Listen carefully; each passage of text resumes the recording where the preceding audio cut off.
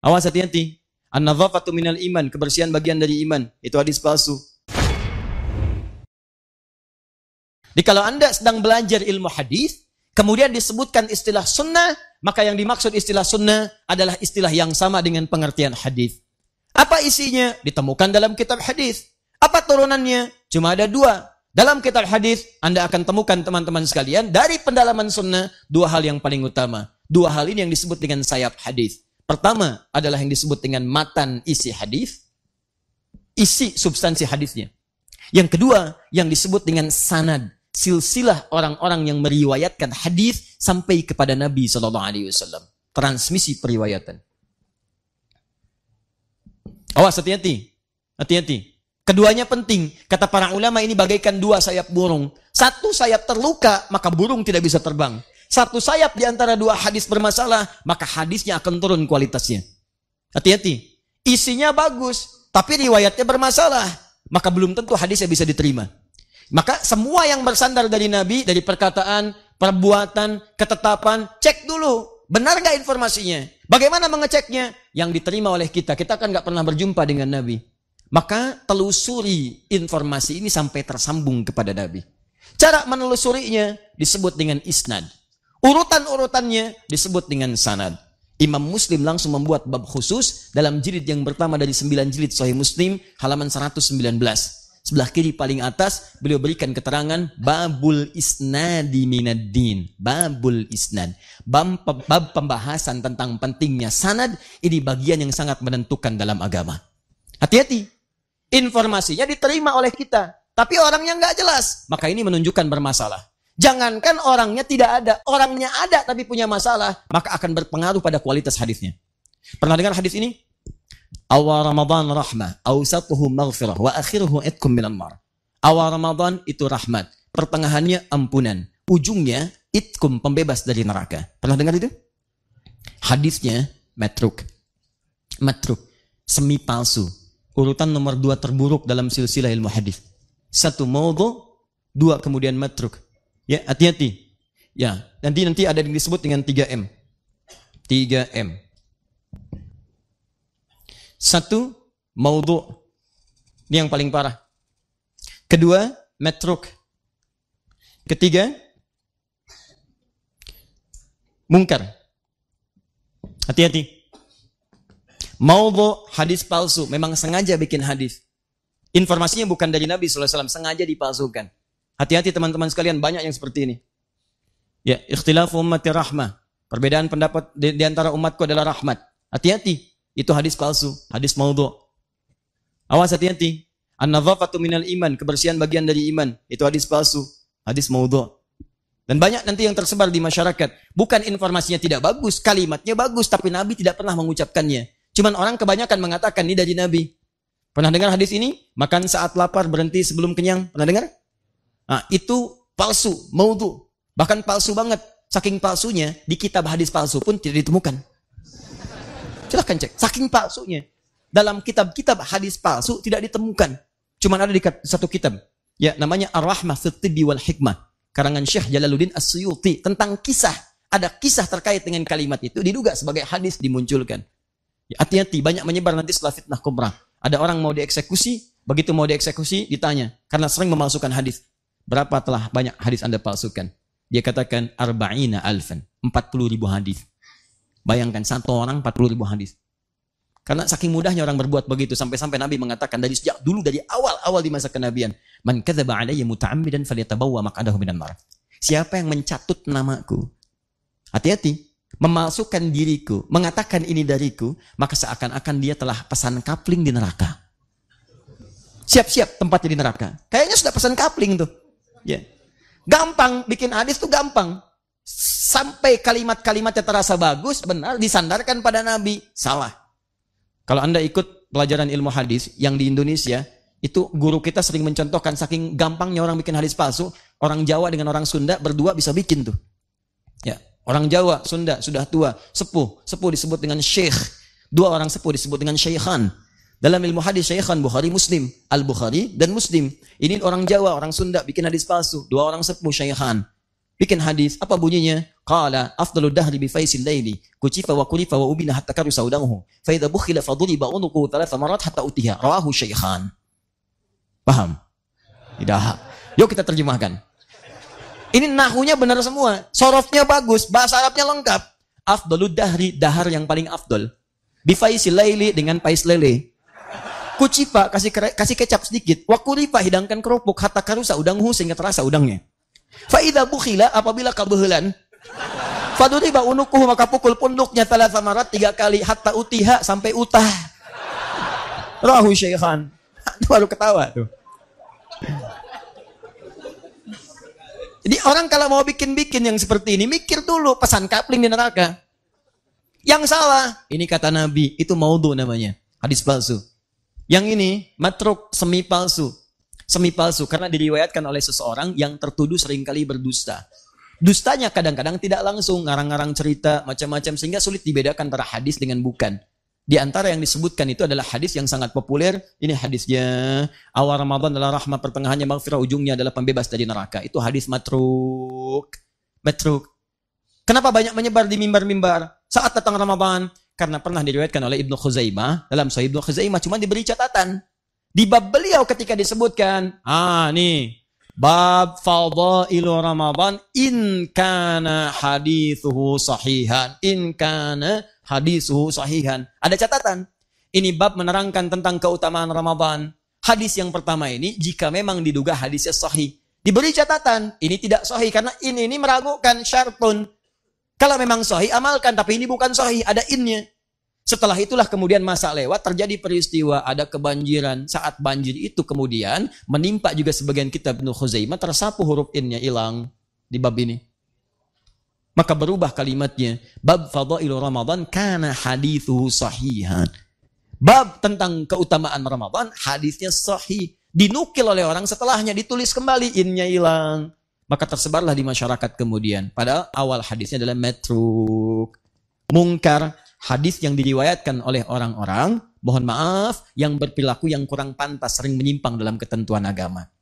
Mabuk, tapi meriwayatkan hadis. Maka hadis yang mungkar ingkari, jangan diambil. Ingkari. Kenapa diingkari? Bukan kalimatnya yang kurang bagus, tapi diriwayatkan oleh orang yang punya perilaku buruk. Khawatir nanti ketika diamalkan ada tuduhan pada agama. Pantas perilakunya begitu. Hadisnya diriwayatkan orang mabuk. Muncul tuduhan. Karena itu kemudian ulama bikin kualifikasi yang sangat ketat dalam persoalan ini. Sanad bermasalah, maka menurunkan status ini. Matannya bermasalah, maka kehilangan kemudian kepercayaan dari riwayat yang disampaikan. Jadi teman-teman, kalau Anda ingin mencari pengertian sunnah dalam pengertian hadis, maka kembalikan ke kitab hadis. Jelas? Cari referensinya. Ada 4 jenis. Saya berikan dengan cepat. Kalau ingin melihat tuntunan umum, cari kitab Al-Jami namanya. Jami itu umum. Misal, saya ingin melihat tuntunan Nabi dalam kitab hadis tentang persoalan yang umum. Bab bisnis, bab tentang iman, bab tentang mencari pengetahuan, bab tentang pemerintahan, bab tentang rumah tangga, cari kitab Al-Jami. Al-Jami itu sesuatu yang masih umum, komprehensif. Di antara yang paling populer, ada kitab namanya Al-Jami As-Sahihil Musnad Al-Mukhtasar min umuri Rasulullah sallallahu alaihi wasallam wa sunanihi wa ayyamihi. Ulang. Karena terlampau panjang, singkat dengan Sahih Al-Bukhari. Yang meriwayatkan Imam Al-Bukhari. Terdiri dari 95 bab. Setiap babnya berisi beberapa hadis-hadis tuntunan Nabi sallallahu alaihi wasallam. Bab pertama Kitabul Iman. Panduan meningkatkan iman. Jadi kalau antum, maaf ya, iman sedang naik turun, pengen stabil, naik, nggak pernah turun. Maka bagaimana caranya? Lihat sunnahnya. Di mana sunnah ditemukan? Di kitab hadisnya. Apa kitabnya? Jami' Sahih. Sahih Al-Bukhari. Buka bab pertama. Namanya Kitabul Iman. Ada 57 hadis. Pelajari itu semua. Amalkan dalam kehidupan. Maka iman Anda akan terasa naik, dan tidak pernah turun. Paham di sini? Nah, ini yang disebut dengan pengertian sunnah dalam pengertian ilmu hadis. Kedua, ada yang disebut dengan sunan. Sunan, awas hati-hati. Ada sunan dalam pengertian kitab hadis. Sekarang banyak istilah sunan tuh. Awas hati-hati. Bawa ke cerita, bawa ke macam-macam.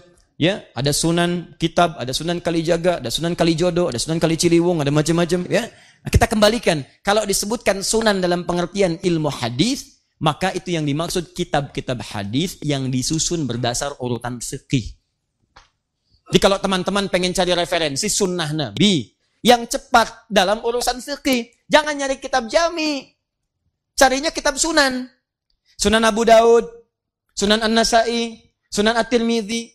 Sekalian saya lurusin nih. Ada sebagian orang kalau nggak Bukhari, nggak sahih nih. Saya nggak mau terima, hadisnya nggak sahih. Berarti dia belum paham ilmu hadis. Dia nggak ngerti ilmu hadis. Yang dimaksud di Sahih Al-Bukhari, itu yang dikumpulkan oleh Imam Al-Bukhari dalam kitab beliau, dalam masalah-masalah umum. Semua hadisnya sahih memang betul, tapi tidak mencakup semua persoalan. Yang dikumpulkan oleh beliau saat hidup, beliau meninggal, nggak ngumpulin lagi. Datang Imam Muslim meninggal, nggak ngumpulin lagi. Karena dua-duanya sudah ada metode pengumpulan yang umum, maka ulama setelahnya mengumpulkan dengan metode berbeda. Untuk memberikan spesialisasi. Ini yang umum udah banyak nih, kita konsentrasi aja di bidang fikih. Ketika hadis-hadis dikumpulkan, khusus dalam bidang fikih, maka berubah istilah menjadi sunan namanya. Nah, Anda kalau pengen cepat belajar fikih dari tuntunan sunnah, referensi hadis, maka cari kitab sunan. Misal, Sunan Abu Daud. Saya ambil contoh. Saya sering katakan kepada Anda, turun, gini, dalam i'tidal, ke sujud. Mau pakai telapak tangan, mau pakai lutut. Saya pakai lutut. Ustaz Umar Mita pakai telapak tangan.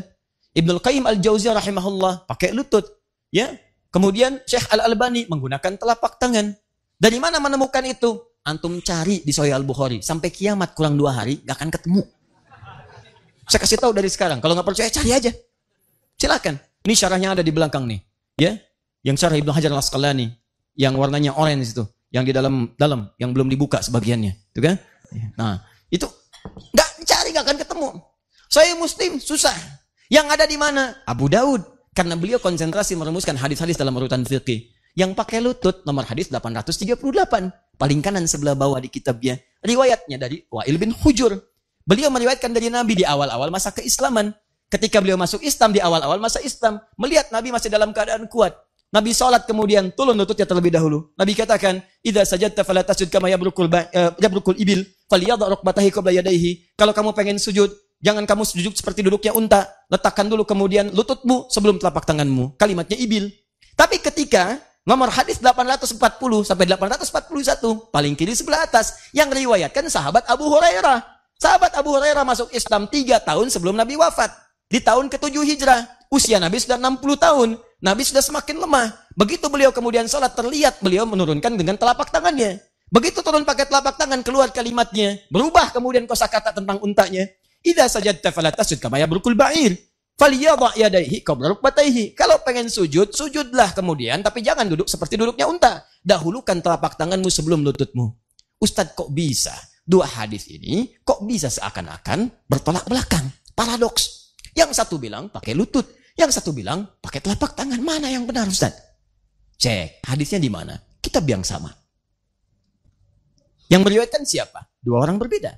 Maka kalau Anda temukan beberapa hadis dalam satu peristiwa kelihatan tidak sama, maka rumus hadisnya kumpulkan keduanya.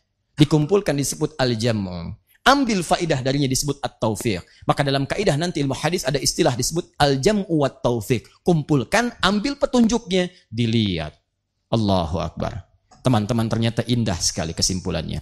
Kata para ulama hadis, Nabi mempraktikkan menggunakan lutut di awal-awal masa. Ini menunjukkan bahwa boleh Anda menggunakan lutut saat Anda akan turun dari i'tidal kepada sujud. Tapi di akhir-akhir kehidupan beliau terlihat lemah. Masalah orang pertama saat lemah itu pada lututnya. Maka beliau alternatif gunakan telapak tangannya. Maka turun menggunakan telapak tangan. Karena itu pada yang pertama disebut ibil, unta biasa. Karena unta nanti ada 4 sampai 5 istilah. Ada ibil, unta umumnya. Ada jamal, unta jantan. Hatta yajal jamalu fi samil khiyat. Ada naqah, unta betina. Naqatallahi wa suqyaha fakadzabuhu fa'aqaruha fadamdama alaihim rabbuhum. Ya, dan seterusnya ayat. Kemudian ada yang keempat, ba'ir. Ba'ir itu unta tunggangan yang punya beban. Nah, yang tadi unta turun, jangan seperti unta dahulukan telapak tangan disebutkan ba'ir. Yang dahulukan lutut disebut ibil, yang tidak punya banyak beban. Artinya apa? Nabi ingin memberikan gambaran bahwa kalau mau sujud, silahkan cari 2 alternatif. Boleh pakai telapak tangan, boleh pakai lutut. Jangan juga simpulkan dengan kesimpulan yang keliru. Kalau ada orang menggunakan telapak tangan, berarti dia sudah sepuh, sedang punya beban. Belum tentu. Karena ada atlet yang cedera lututnya. Ya, kemudian karena ada beberapa orang yang tidak mungkin pakai lutut, ada bermasalah, maka turun pakai telapak tangan. Kesimpulan hukumnya, sujud turun, boleh pakai telapak tangan, boleh pakai lutut. Jangan bicara yang macam-macam. Begitu turun pakai telapak tangan, sepuh. Lain. Begitu turun pakai lutut, kayak unta. Anda cuma baca satu hadis. Lutut boleh, telapak tangan boleh. Yang salah yang pakai kepala duluan.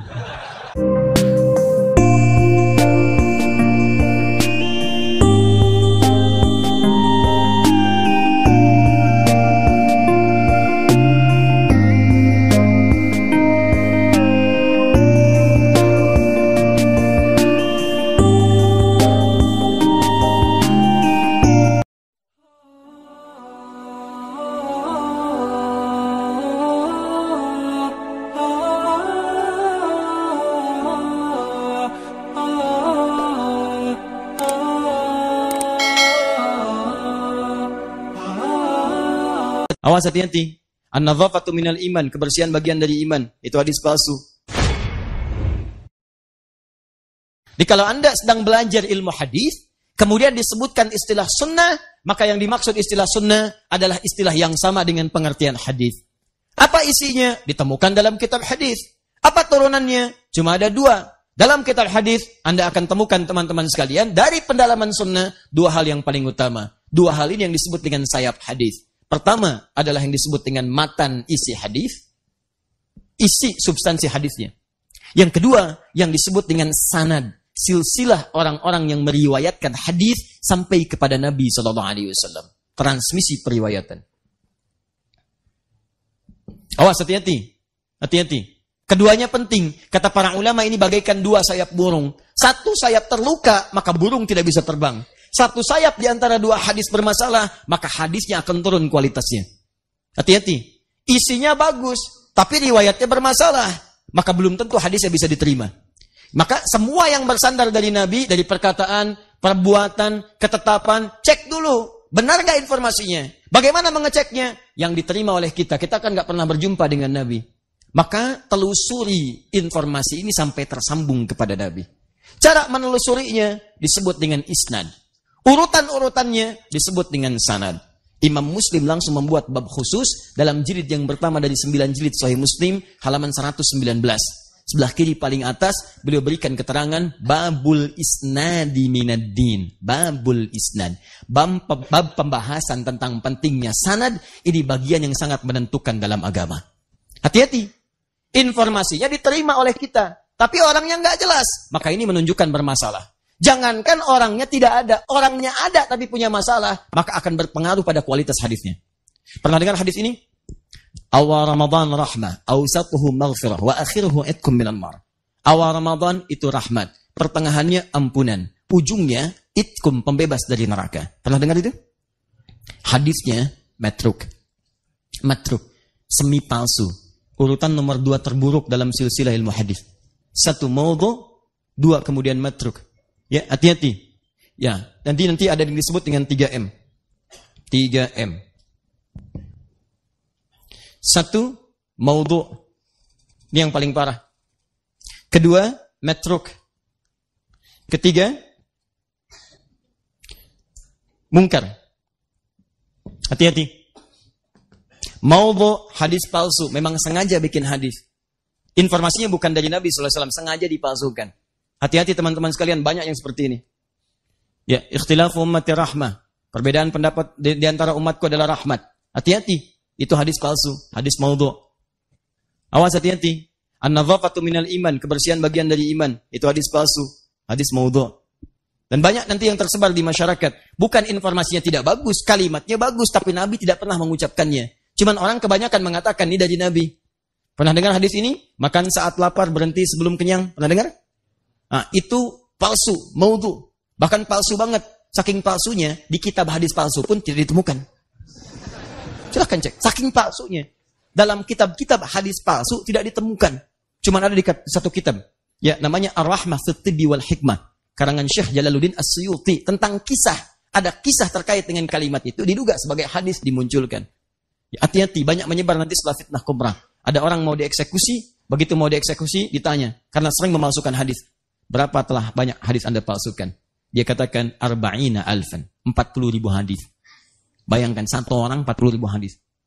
Karena saking mudahnya orang berbuat begitu sampai-sampai Nabi mengatakan dari sejak dulu dari awal di masa kenabian, man kadzaba alayya muta'ammidan falyatabawwa maq'adahu minan nar.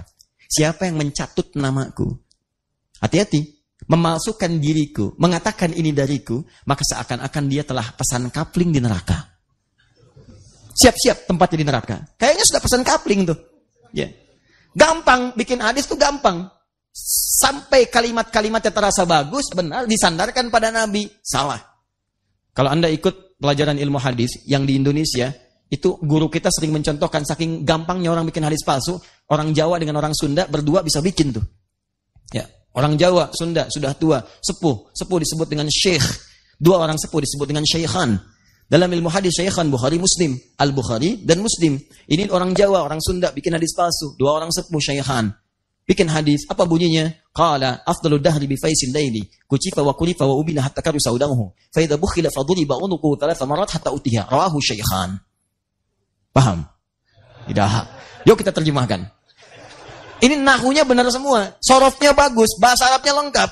Afdalu dahri, dahar yang paling afdal. Bi faisil laili dengan pais lele. Kucifa kasih kecap sedikit, wa kulifa hidangkan kerupuk hatta karu saudahu sehingga terasa udangnya. Fa'idha bukhila, apabila kebehelan, faduriba unukuhu, maka pukul punduknya thalatha marat 3 kali, hatta utiha, sampai utah. Rahu syekhan. Baru ketawa tuh. Jadi orang kalau mau bikin yang seperti ini, mikir dulu, pesan kapling di neraka. Yang salah, ini kata Nabi, itu maudhu namanya, hadis palsu. Yang ini, matruk, semi palsu. Semi palsu karena diriwayatkan oleh seseorang yang tertuduh seringkali berdusta. Dustanya kadang-kadang tidak langsung, ngarang-ngarang cerita macam-macam sehingga sulit dibedakan antara hadis dengan bukan. Di antara yang disebutkan itu adalah hadis yang sangat populer. Ini hadisnya awal Ramadan adalah rahmat, pertengahannya maghfirah, ujungnya adalah pembebas dari neraka. Itu hadis matruk. Kenapa banyak menyebar di mimbar-mimbar saat datang Ramadan? Karena pernah diriwayatkan oleh Ibnu Khuzaimah, dalam Sahih Ibnu Khuzaimah cuma diberi catatan. Di bab beliau ketika disebutkan, nih, bab fadailu Ramadan in kana hadithuhu sahihan. Ada catatan. Ini bab menerangkan tentang keutamaan Ramadan. Hadis yang pertama ini jika memang diduga hadisnya sahih. Diberi catatan, ini tidak sahih karena ini meragukan syartun. Kalau memang sahih amalkan, tapi ini bukan sahih, ada innya. Setelah itulah kemudian masa lewat, terjadi peristiwa, ada kebanjiran. Saat banjir itu kemudian menimpa juga sebagian kitab Ibnu Khuzaimah, tersapu huruf in-nya, hilang di bab ini. Maka berubah kalimatnya, bab fadailu Ramadan kana hadithuhu sahihan. Bab tentang keutamaan Ramadan, hadisnya sahih. Dinukil oleh orang setelahnya, ditulis kembali, in-nya hilang.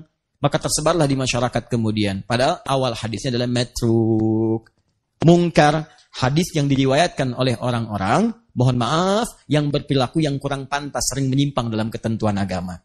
Mabuk, tapi meriwayatkan hadis. Maka hadis yang mungkar, ingkari. Jangan diambil. Ingkari. Kenapa diingkari? Bukan kalimatnya yang kurang bagus, tapi diriwayatkan oleh orang yang punya perilaku buruk. Khawatir nanti ketika diamalkan, ada tuduhan pada agama. Pantas perilakunya begitu. Hadisnya diriwayatkan orang mabuk. Muncul tuduhan. Karena itu kemudian ulama bikin kualifikasi yang sangat ketat dalam persoalan ini. Sanad bermasalah, maka menurunkan status ini. Matannya bermasalah, maka kehilangan kemudian kepercayaan dari riwayat yang disampaikan. Jadi teman-teman, kalau Anda ingin mencari pengertian sunnah dalam pengertian hadis, maka kembalikan ke kitab hadis. Jelas? Cari referensinya. Ada 4 jenis. Saya berikan dengan cepat. Kalau ingin melihat tuntunan umum, cari kitab Al-Jami namanya. Jami itu umum. Misal, saya ingin melihat tuntunan Nabi dalam kitab hadis tentang persoalan yang umum. Bab bisnis, bab tentang iman, bab tentang mencari pengetahuan, bab tentang pemerintahan, bab tentang rumah tangga. Cari kitab Al-Jami. Al-Jami itu sesuatu yang masih umum, komprehensif. Di antara yang paling populer, ada kitab namanya Al-Jami As-Sahihil Musnad Al-Mukhtasar min umuri Rasulullah sallallahu alaihi wasallam wa sunanihi wa ayyamihi. Ulang. Karena terlampau panjang, singkat dengan Sahih Al-Bukhari. Yang meriwayatkan Imam Al-Bukhari.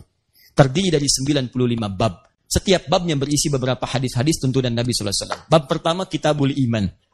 Panduan meningkatkan iman. Jadi kalau antum, maaf ya, Iman sedang naik, turun, pengen stabil, naik, nggak pernah turun. Maka bagaimana caranya? Lihat sunnahnya. Di mana sudah ditemukan? Di kitab hadisnya. Apa kitabnya? Jami' Sahih. Sahih Al-Bukhari. Buka bab pertama. Namanya Kitabul Iman. Ada 57 hadis. Pelajari itu semua. Amalkan dalam kehidupan. Maka iman Anda akan terasa naik. Dan tidak pernah turun. Paham di sini? Nah, ini yang disebut dengan pengertian sunnah dalam pengertian ilmu hadis. Kedua, ada yang disebut dengan sunan. Sunan, awas hati-hati. Ada sunan dalam pengertian kitab hadis.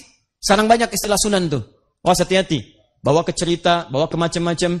Ya, ada sunan kitab, ada sunan Kalijaga, ada sunan Kalijodo, ada sunan Kaliciliwung, ada macam-macam. Ya, nah, kita kembalikan. Kalau disebutkan sunan dalam pengertian ilmu hadis, maka itu yang dimaksud kitab-kitab hadis yang disusun berdasar urutan fikih.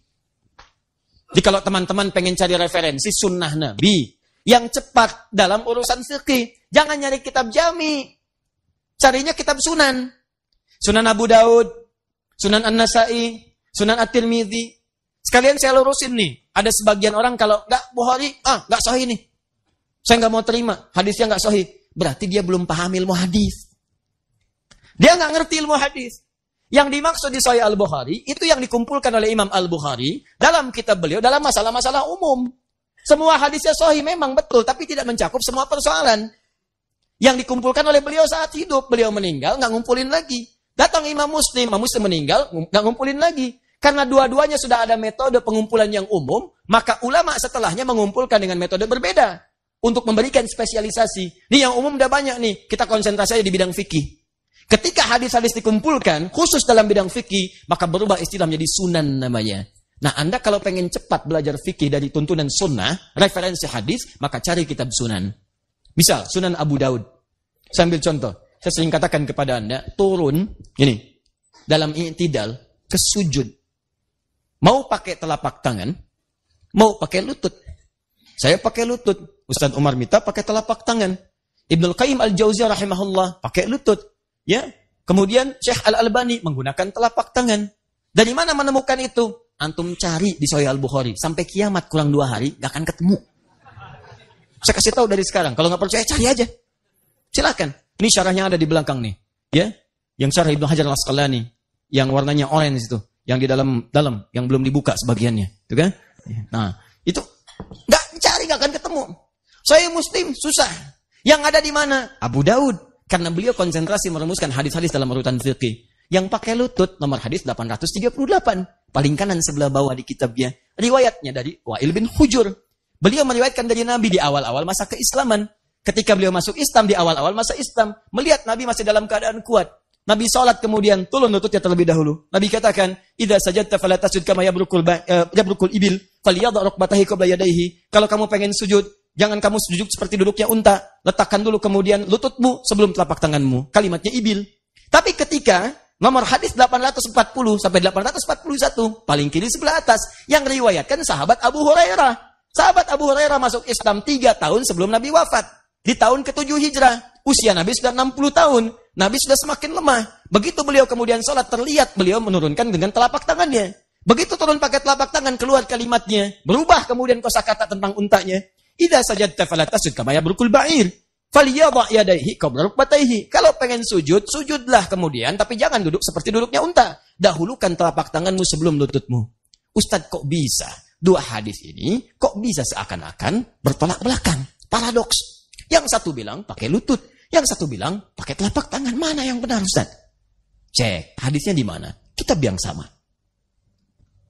Yang meriwayatkan siapa? 2 orang berbeda. Maka kalau Anda temukan beberapa hadis dalam satu peristiwa kelihatan tidak sama, maka rumus hadisnya kumpulkan keduanya.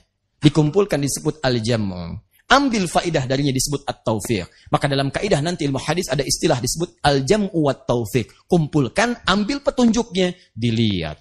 Allahu Akbar. Teman-teman, ternyata indah sekali kesimpulannya.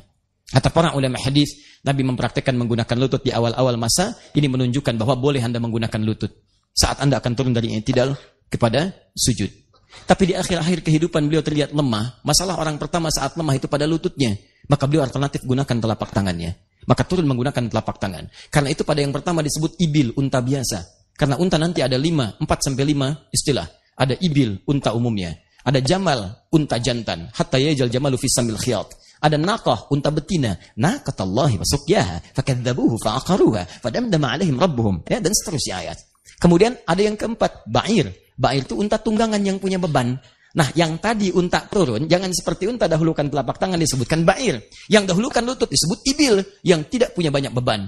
Artinya apa? Nabi ingin memberikan gambaran bahwa kalau mau sujud, silahkan cari dua alternatif. Boleh pakai telapak tangan, boleh pakai lutut. Jangan juga simpulkan dengan kesimpulan yang keliru. Kalau ada orang menggunakan telapak tangan, berarti dia sudah sepuh, sedang punya beban. Belum tentu. Karena ada atlet yang cedera lututnya. Ya, kemudian karena ada beberapa orang yang tidak mungkin pakai lutut, ada bermasalah, maka turun pakai telapak tangan. Kesimpulan hukumnya, sujud turun, boleh pakai telapak tangan, boleh pakai lutut. Jangan bicara yang macam-macam. Begitu turun pakai telapak tangan, sepuh. Lain. Begitu turun pakai lutut, kayak unta. Anda cuma baca satu hadis. Lutut boleh, telapak tangan boleh. Yang salah yang pakai kepala duluan.